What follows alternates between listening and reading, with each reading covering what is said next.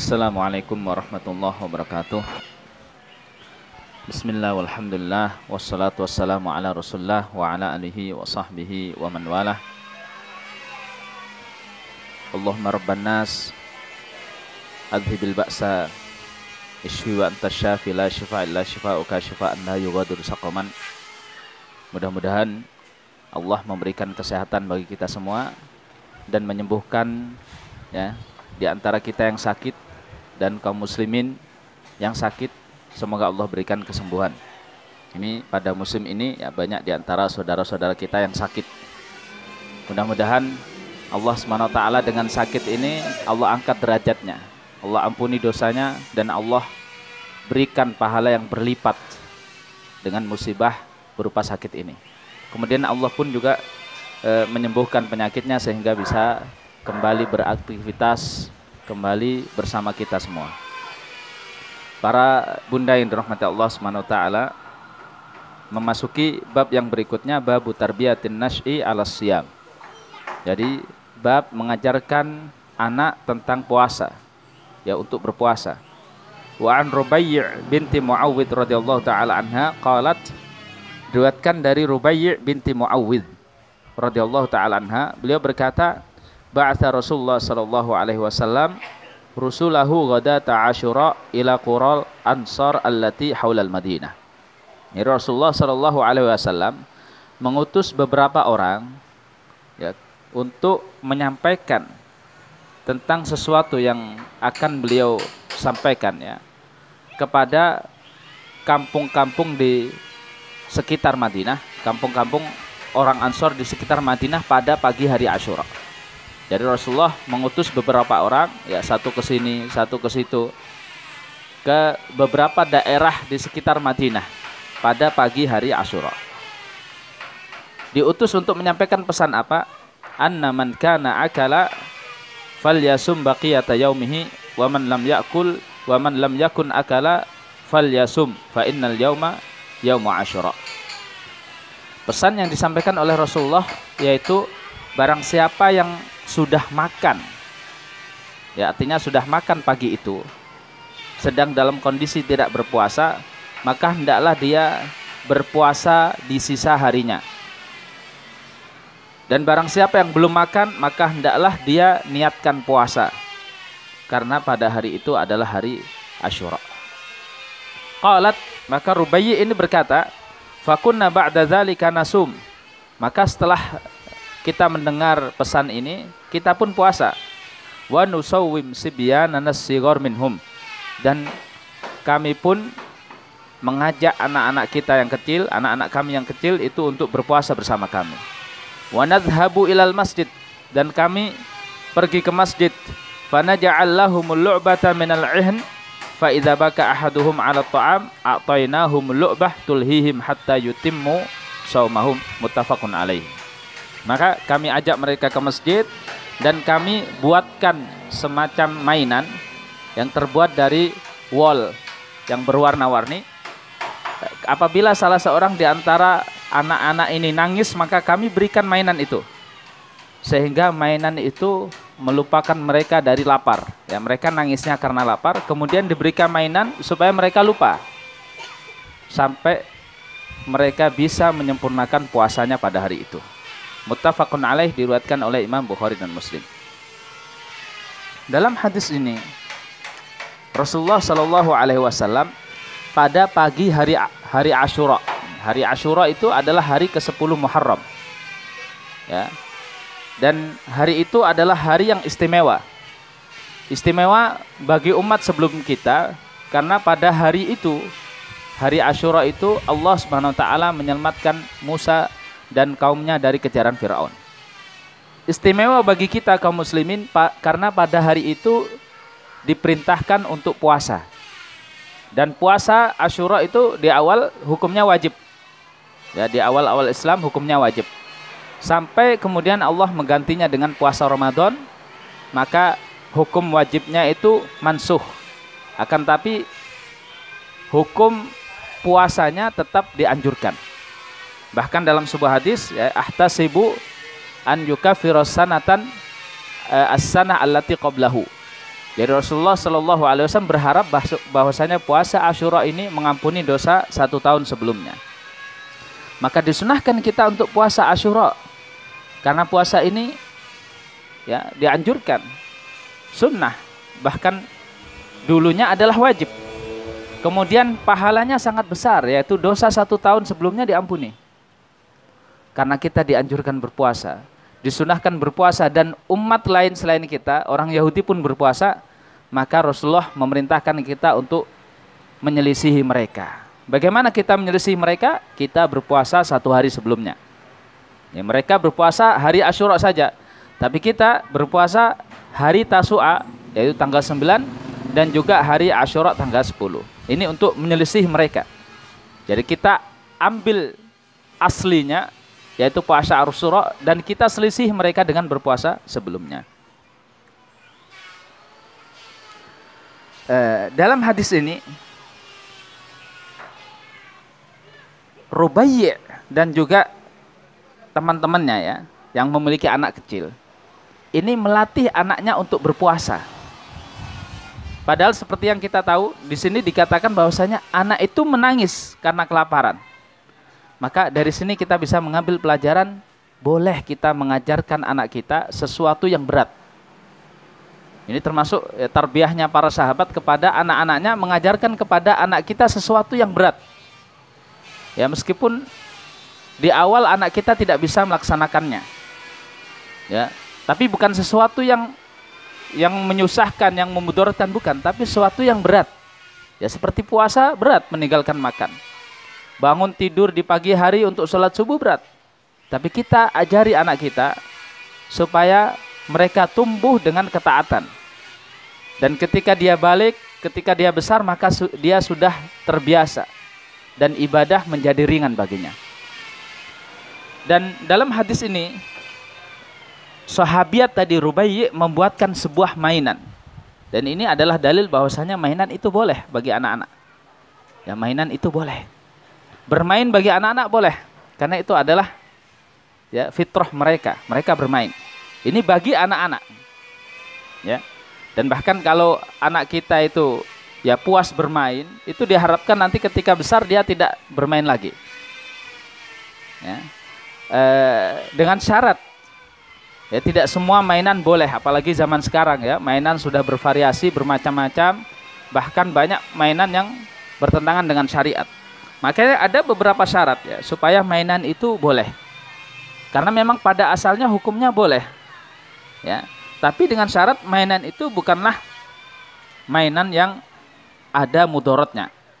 Ya, banyak di antara mainan yang ada mudorotnya. Ya, misalkan main apa gitu ya, kalau kalah nanti dipukul. Ini kan ada mudorotnya, mengajarkan kepada anak kekerasan. Ya, mainan yang berbahaya misalkan, bisa mengancam keselamatan, mencelakakan, main api dan sebagainya. Atau mainan itu mengandung kemungkaran. Ya, mainan yang mengandung kemungkaran, seperti membuka aurat. Kemudian di situ ada kesyirikan, ada maksiat. Ini tidak boleh. Ya. Meskipun itu untuk anak-anak. Ya, mungkin di antara kita punya boneka ya, tapi boneka itu kalau kita lihat ya, boneka itu lebih mirip kepada misalkan berhala. Nah, tidak boleh. Atau boneka itu adalah boneka yang menampakkan aurat, maka ini juga tidak boleh. Jadi ala kulli hal, permainan itu pernah dilakukan oleh sahabat ya, pernah dibuatkan oleh sahabat untuk anak-anaknya ya, bahkan Aisyah radhiyallahu taala anha pun pernah bermain boneka dumyah dengan teman-temannya, akan tapi dengan syarat tadi, yaitu bahwasanya permainan itu tidak memudaratkan, tidak membahayakan, tidak mengandung kemaksiatan, tidak mengandung kemungkaran, tidak ada kesyirikan. Dan seandainya permainan itu adalah permainan yang mubah, yang halal, maka harus diperhatikan jangan menghabiskan waktu dengan permainan. Ya, sekedarnya saja, sekedarnya untuk tarwih ya. Untuk tarwih artinya supaya kita beristirahat dan kembali semangat lagi. Jadi jangan semua waktu diisi dengan permainan, karena waktu kita lebih berharga dari itu. Ya, intinya adalah memanfaatkan waktu sebaik mungkin. Dan permainan ini adalah wasilah supaya jiwa-jiwa kita kembali semangat. Maka tidak mengapa di sela-sela waktu ya mungkin kita mengisi itu dengan permainan, dengan sesuatu yang menyenangkan sehingga hati kita kembali semangat untuk memulai kegiatan yang lain. Di dalam hadis ini ada faidah ya yang kita bisa petik ya, terutama bagi anak-anak adalah husnudzon kepada kedua orang tuanya. Jadi orang tua itu berkeinginan baik terhadap anaknya, tujuannya baik.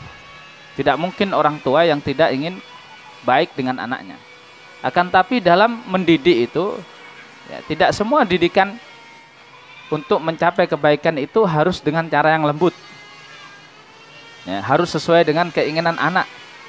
Justru didikan yang semacam ini tidak akan menjadikan anak itu baik kalau semua keinginannya dituruti, kalau semua kemauannya ya dituruti, dikabulkan, maka ini justru tidak mendidik anak. Maka kadangkala kita itu ya tidak menuruti kemauan anak.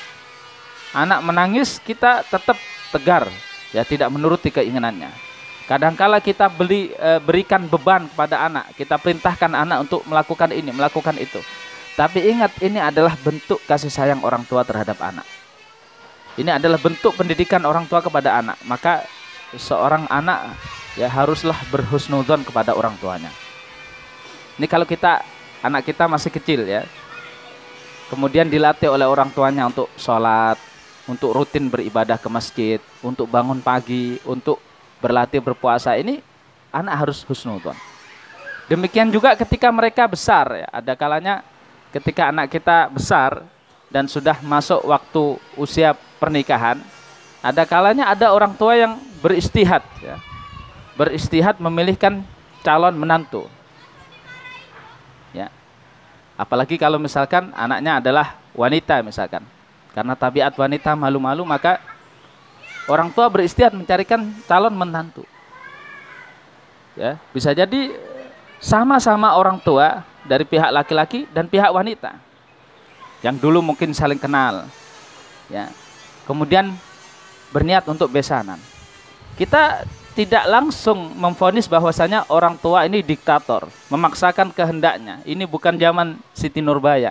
Tidak memvonis seperti itu. Tapi ini adalah ijtihad dari orang tua. Ya. Orang tua menginginkan kebaikan bagi anak-anaknya, supaya anak-anak tidak repot lagi, supaya anak-anak tidak salah lagi. Kan pikiran orang tua itu tidak sedangkal pikiran anak muda. Ya, anak muda itu mudah tertipu, mudah terkecoh. Ya, kalau lihat anak muda zaman sekarang, itu mereka pacaran gonta-ganti pacar. Kenapa? Karena mereka tertipu dengan penampilan luar. Makanya tidak cocok putus pacaran dengan yang lain, tidak cocok putus pacaran dengan yang lain. Ini mereka ya mudah tertipu. Berbeda dengan orang tua, apalagi ayah ini ya. Ya, ayah ini pasti dia akan memeriksa betul, mengecek betul siapa calon menantunya. Makanya sebetulnya seorang anak ini, apalagi yang sudah beranjak dewasa, sudah balik, sudah mendekati usia pernikahan, maka ya baiknya dia betul-betul percaya kepada orang tuanya, terutama ayah. Pasrahkan masalah ini kepada ayah. Meskipun engkau hendak memilih calonmu, maka tunjukkan dia ke ayah. Biarkan ayah yang memeriksa siapa calonmu sebetulnya. Apakah dia laki-laki yang layak untuk menjadi suamimu atau tidak. Dan tambih ya, mengingatkan kita juga bahwasanya kita juga harus berhusnudzon kepada Allah. Kalau orang tua saja menginginkan kebaikan kepada anaknya, bagaimana lagi dengan Allah? Pasti dia menginginkan kebaikan kepada hambanya. Suatu ketika ya Rasulullah bersama para sahabat melihat ada seorang wanita dari kalangan budak ya, tawanan perang.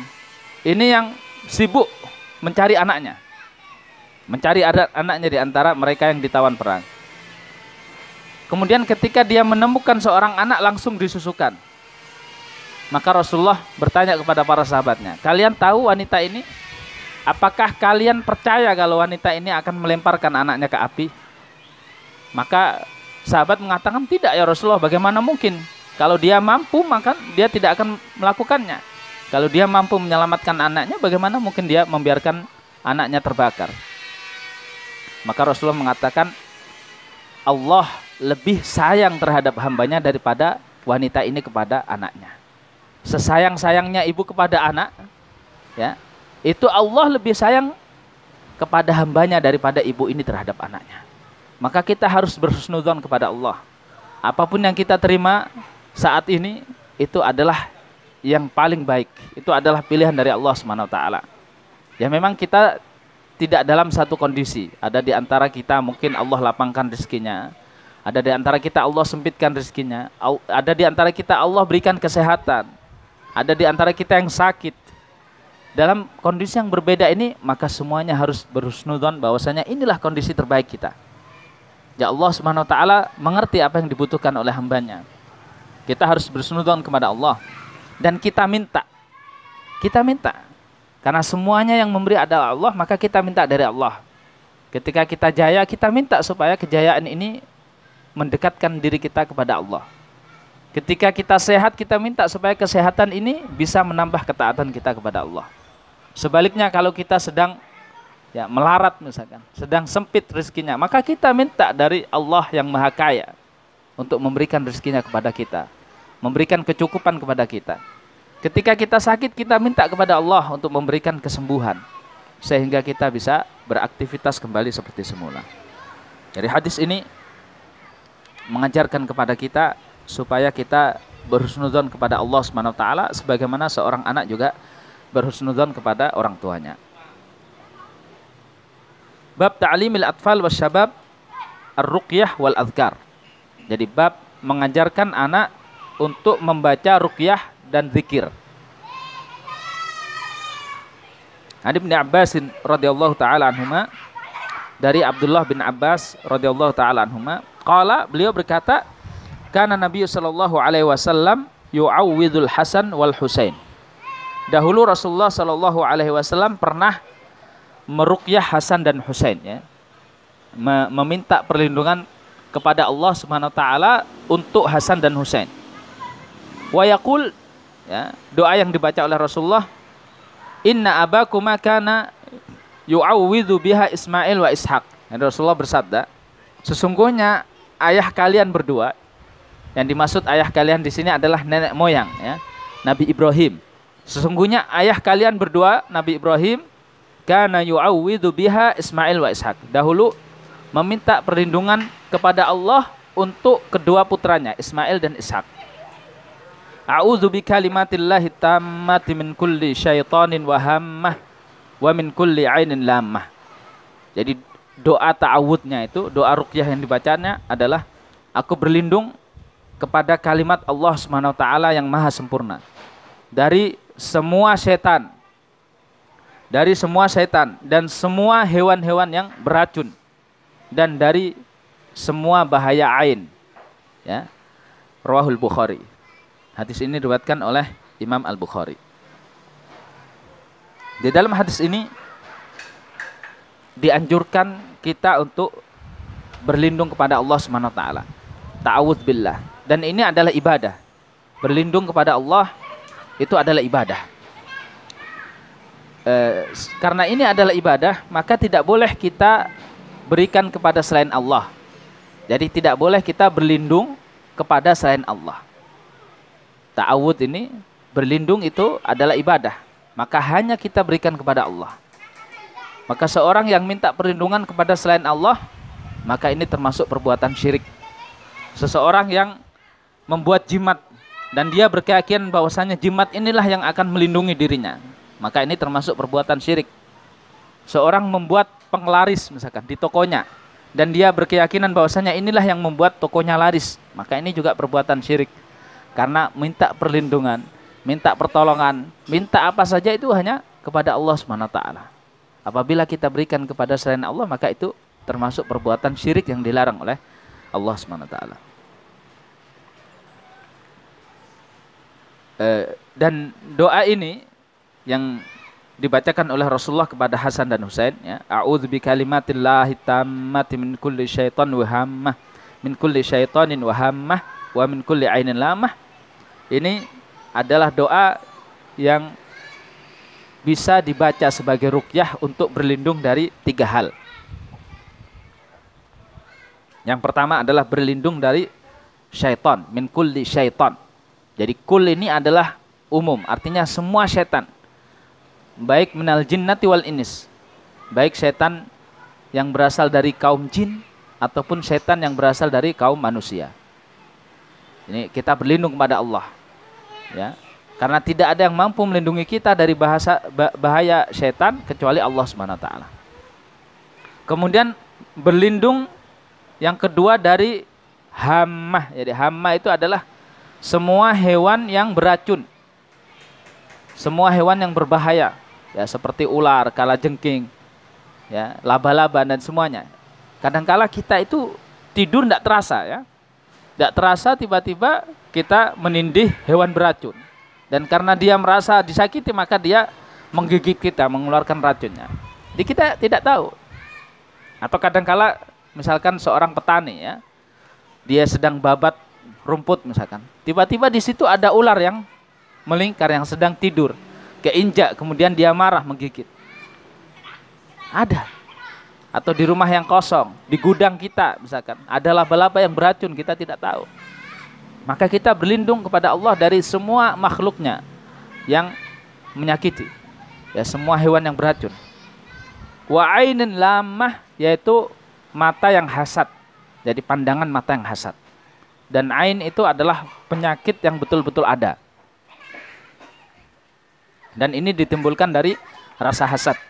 Jadi orang yang hasad itu ketika dia melihat dengan pandangan mata yang ain, ya, artinya mata itu mata ain, mata yang penuh dengan hasad, penuh dengan kedengkian, bisa jadi ya ain itu mengenai seseorang yang dihasati. Bisa jadi orang itu terluka, orang itu celaka atau bahkan bisa mati. Ya. Tergantung orang itu dia membentengi dirinya atau tidak. Makanya bacaan doa seperti ini, zikir dan juga ruqyah ini sangat dibutuhkan oleh kaum muslimin. Ya, dan ini adalah benteng kita. Ya, dan kita perbanyak zikir-zikir semacam ini, ya. Di waktu pagi, di waktu petang, setelah sholat 5 waktu, ketika sebelum tidur, bangun tidur, ini perlu kita banyak baca zikir. Banyak berdoa kepada Allah, berta'awud kepada Allah Subhanahu wa taala. Terutama adalah anak-anak dan wanita. Ya, anak-anak yang mungkin karena mereka lalai, sering lalai. Wanita karena ada sebagian waktunya kadangkala mereka tidak ibadah, ya, seperti dalam kondisi haid, kondisi nifas. Dan kondisi inilah kadangkala mereka jauh dari Allah Subhanahu wa taala. Maka penting ini untuk membiasakan diri senantiasa membaca zikir-zikir dan doa ini. Dan di dalam hadis ini Rasulullah SAW membacakan ta'awudz untuk 2 cucunya, yaitu Hasan dan Husain. Ya, karena anak-anak itu kadangkala mereka belum hafal atau lalai, ya, sudah hafal diajarkan di sekolah, di kutab, tapi lalai. Maka perlu orang tua untuk mengingatkan. Ayo nak, kita baca bareng-bareng. Sebelum tidur misalkan kita baca bareng-bareng. Atau kita yang bacakan kepada mereka. Mereka datang langsung tidur, kita bacakan. Ya, kita bacakan kepada mereka. Supaya Allah Subhanahu wa taala melindungi kita semua, ya, dari bahaya 3 hal ini, yaitu setan, hewan-hewan yang berbahaya, dan juga bahaya ain.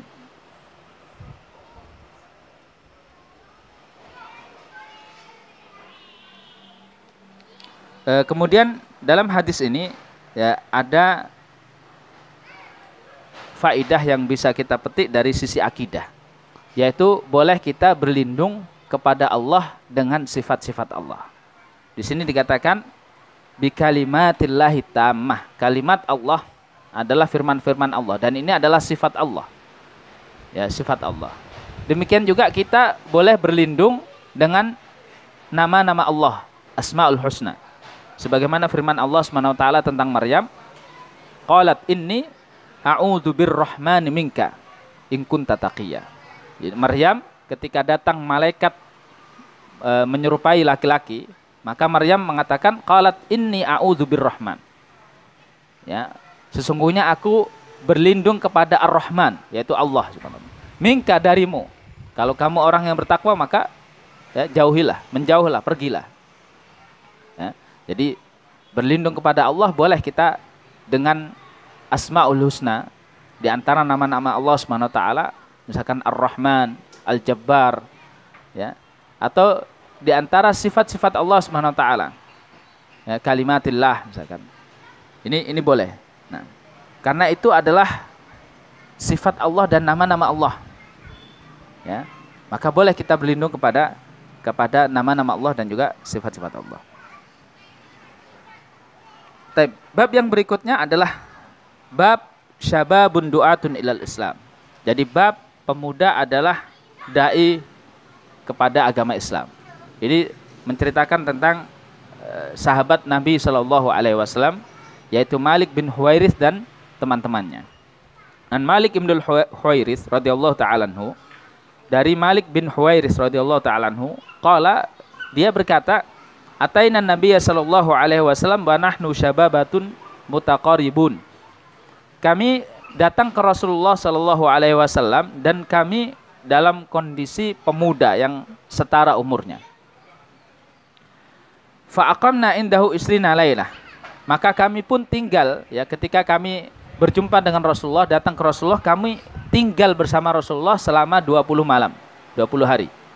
Wa kana Rasulullah sallallahu alaihi wasallam rafiqan, dan Rasulullah sallallahu alaihi wasallam itu sangat lembut, ya, sangat perhatian. Falamma dhanna anna qad ishtahaina ahlana au qala qad ishtaqna. Ketika Rasulullah mengira, ya, kami itu sudah rindu dengan keluarga kami sudah ingin pulang setelah 20 hari itu, sa'alana amman tarakana ba'dana.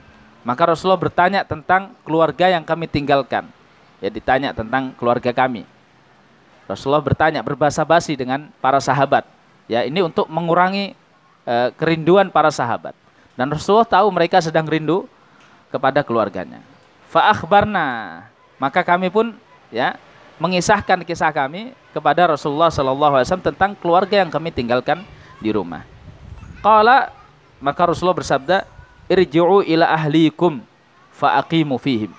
Kembalilah kepada keluarga kalian dan tinggallah di sana. Ini poin yang pertama. Kembalilah kepada keluarga kalian dan tinggallah di sana. Wa 'allimuhum, dan ajarkan mereka. Wa muruhum, dan perintahkan mereka. 3 poin ini wasiatnya Rasulullah SAW. Yang pertama adalah supaya mereka kembali dan tinggal di tengah-tengah keluarganya. Yang kedua, mengajari mereka. Yang ketiga, beramar ma'ruf nahi mungkar di tengah-tengah mereka. Wa dzakara asya', dan Rasulullah juga menyebutkan, ya, beberapa wasiat yang lain. Wa sallu kama ra'aitumuni usolli, dan salatlah kalian sebagaimana kalian melihatku salat.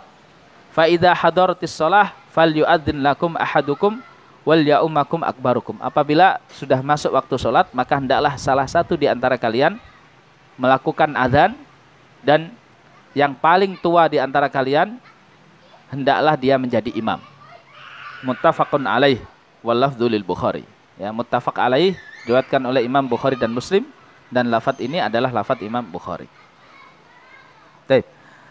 Dalam hadis ini ada sebuah adab yang dilakukan oleh seorang penuntut ilmu, yaitu datang ke seorang muallim. Ya, ketika para sahabat ini rumahnya jauh, mereka itu bukan ahli Madinah, mereka jauh rumahnya. Ketika mereka mendapati sedikit ilmu, ini kalau kita lihat riwayat yang panjang, itu ceritanya, ya, mereka mendapati ilmu tentang sholat ini dari beberapa sahabat yang pernah belajar dari Rasulullah. Akan tapi mereka belum puas, mereka langsung datang ke Rasulullah Shallallahu Alaihi Wasallam. Ini termasuk adab daripada penuntut ilmu adalah datang kepada ahlu ilmu. Datang, belajar langsung, ya, supaya ilmu mereka berkah. Dan itu yang dilakukan ulama-ulama setelahnya. Itu para ulama zaman dahulu, itu mereka bisa sampai menjadi ulama besar, ya, seperti Imam Ahmad, Imam Syafi'i dan sebagainya. Itu karena mereka melakukan rihlah, perjalanan dalam menuntut ilmu. Jadi mereka pergi ke alim fulan, belajar ilmunya. Setelah mereka kuasai, mereka pindah ke alim fulan. Dan itu tidak sebentar ya, tidak sebentar. Bahkan banyak di antara mereka yang belajar sampai puluhan tahun. Ada yang 20 tahun, ada yang 40 tahun. Baik.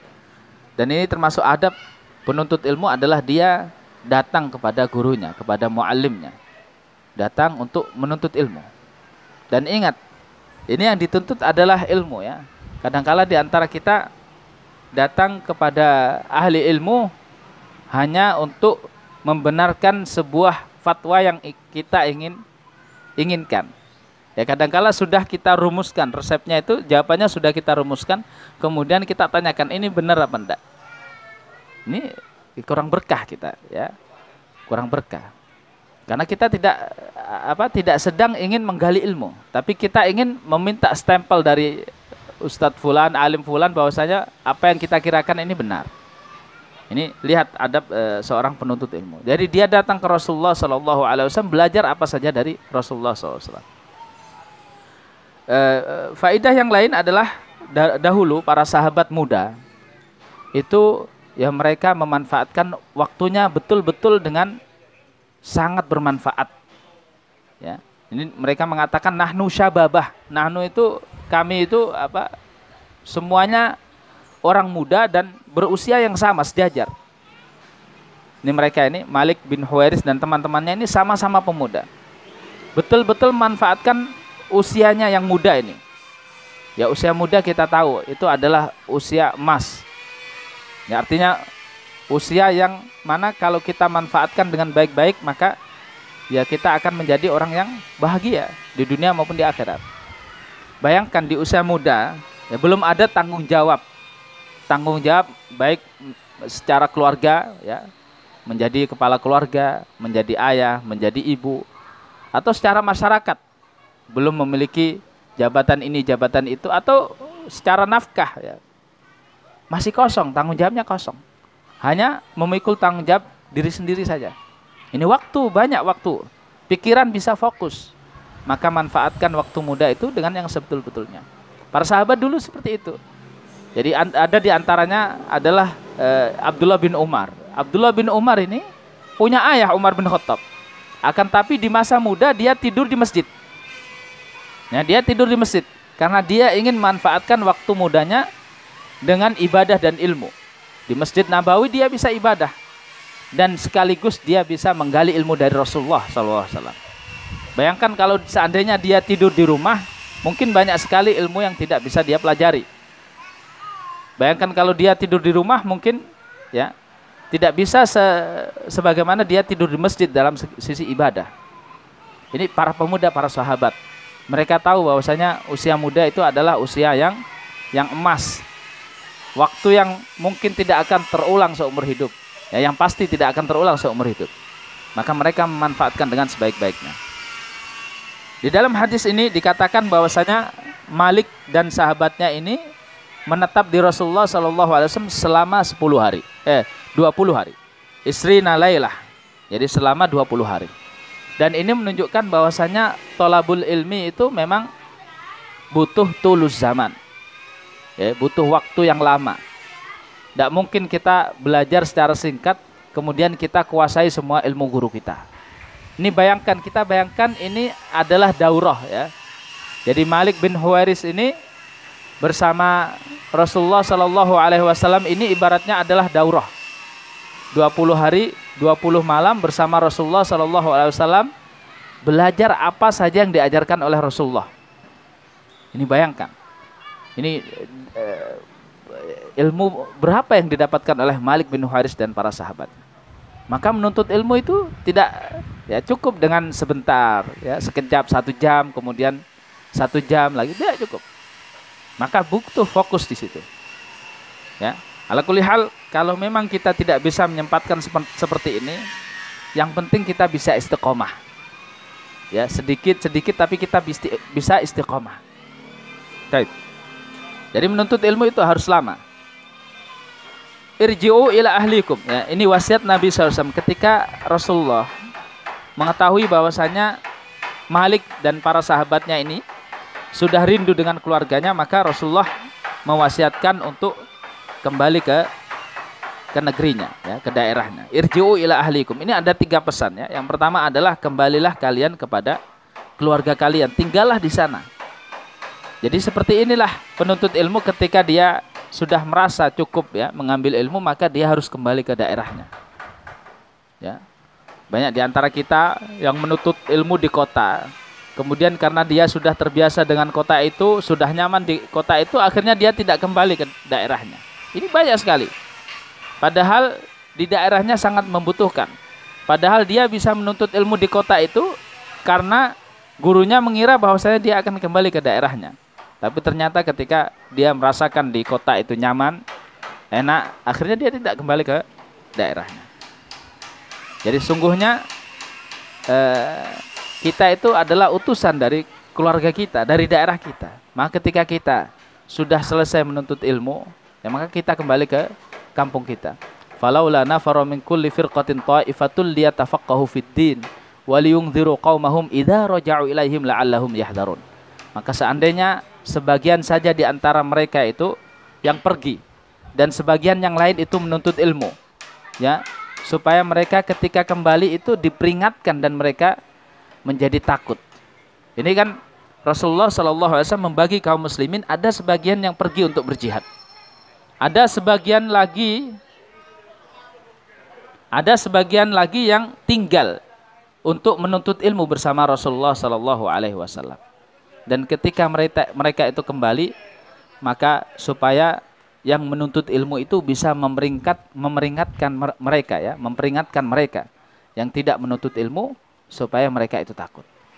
Jadi ini fungsinya, ya, orang-orang yang menuntut ilmu itu kembali kepada kaumnya, kepada masyarakatnya supaya mereka bisa menjadi dai di sana. Ini wasiat yang pertama. Wasiat yang kedua, alimuhum, ajarkan mereka. Ajarkan apa? Ajarkan semua yang engkau pelajari. Ajarkan kepada mereka.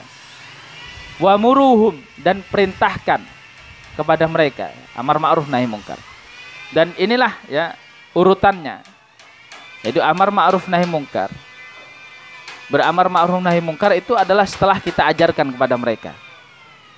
Ya, karena bisa jadi ketika kita ingkari kemungkaran sebelum kita ajarkan kepada mereka, bisa jadi ingkar kita itu dianggap sebuah kemungkaran. Kita mengingkari kemungkaran tapi justru ingkar kita dianggap sebagai kemungkaran. Maka ajari mereka dulu, ajari. Ketika mereka tahu hukumnya dan mereka tetap melakukannya, padahal itu adalah kemungkaran, maka disitulah, ya, kita mengingkari. Baik, dalam hadis ini dikatakan sallu kama ra'aitumuni usolli. Jadi Rasulullah berwasiat, salatlah kalian sebagaimana kalian lihat aku salat. Jadi itulah ibadah. Ibadah itu adalah ketika kita melakukannya sesuai dengan apa yang dicontohkan oleh Rasulullah. Maka selain itu bukan ibadah. Ibadah yang bukan dicontohkan oleh Rasulullah itu bukan ibadah sejatinya. Ya, karena Rasulullah itu diutus untuk menjelaskan kepada umat manusia syariat. Maka apa yang tidak dijelaskan oleh Rasulullah SAW itu bukanlah bagian dari syariat. Di dalam hadis ini Rasulullah juga berpesan falyu'adzin lakum ahadukum. Ya, apabila sudah masuk waktu maka salah seorang di antara kalian azan. Ini adalah dalil disyariatkannya azan. Jadi azan itu disyariatkan. Bahkan seandainya kita sholat sendiri misalkan, itu disyariatkan azan. Sekaligus qomat, ya. Azan dan iqamat ini termasuk sunnah yang dilakukan sebelum sholat fardu. Wal ya'ummakum akbarukum. Dan hendaklah yang paling tua di antara kalian itu menjadi imam. Dalam hadis ini dilafatkan yang paling tua. Dalam riwayat yang lain dilafatkan aqra'ukum, yang paling banyak hafalannya. Ya, para ulama menafsirkan yang paling aqra'ukum itu dengan yang paling banyak hafalannya. Ada yang mengatakan aqra'ukum yang dimaksud adalah yang paling berilmu. Kalau kita gabungkan semua riwayat ini, maka yang kita dahulukan adalah ilmu yang pertama. Baru setelah itu adalah hafalan Al-Quran. Baru setelah itu ketika semuanya sama, maka yang paling tua. Dan yang paling tua di sini seperti yang dikatakan oleh para ulama adalah yang paling tua dalam Islam. Bukan yang paling tua umurnya, tapi yang paling tua dalam Islam. Ya, seandainya ada seorang anak yang muslim sejak lahir, kemudian ada orang yang tua tapi mu'allaf, maka didahulukan anak ini yang paling tua dalam Islam. Jadi hadis ini, fal ya'umakum akbarukum, yang paling tua itulah yang menjadi imam ketika dalam kondisi sama ilmunya, sama hafalan Al-Qur'annya.